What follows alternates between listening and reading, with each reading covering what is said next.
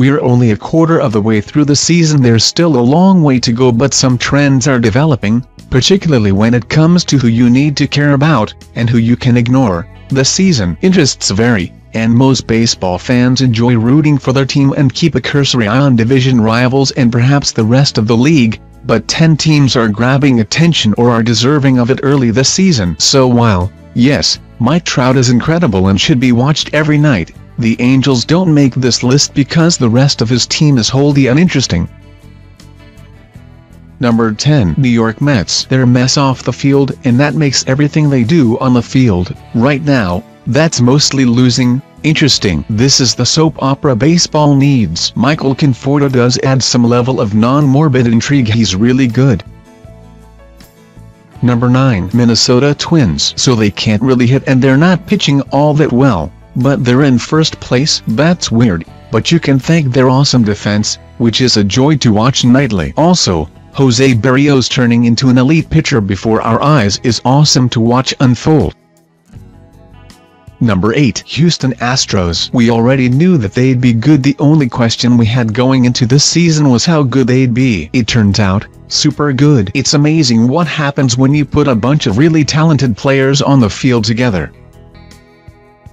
Number 7. Milwaukee Brewers. Even with the Eric Thames train slowing down, the Brewers are still a fascinating watch. They're perplexing like the Twins but hit more homers.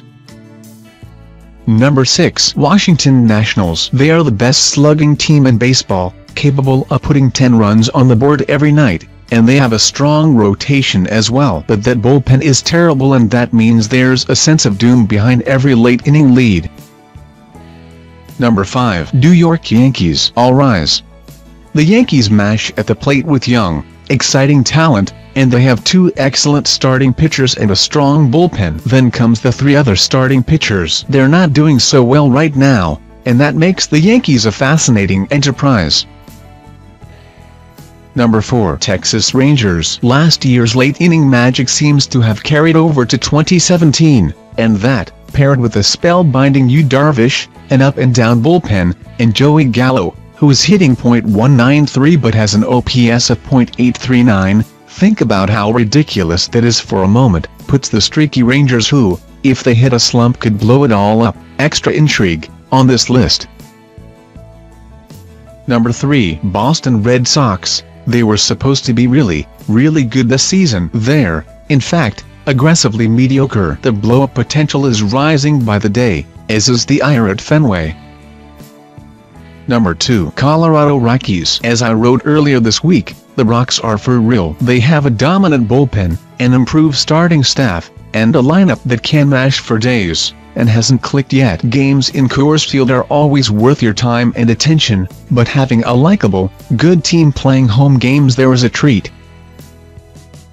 Number 1. Chicago Cubs. They're in the middle of a World Series hangover. They have a rotation that's been beyond underwhelming to start the year, and their division looks tougher than many expected. The Cubs are kind of a mess, but they're a fascinating one. Not only does Chicago have a bevy of prospects at all the positions, they don't need extra bodies. They have JV Baez fighting for playing time, America's large adult son, Kyle Schwarber, getting the bulk of the playing time in the outfield, where he is a disaster waiting to happen, and batting leadoff, at times, and a fan base that's going to get over the World Series and start expecting the dynasty it was promised soon. Some days the Cubs look like the best team in baseball.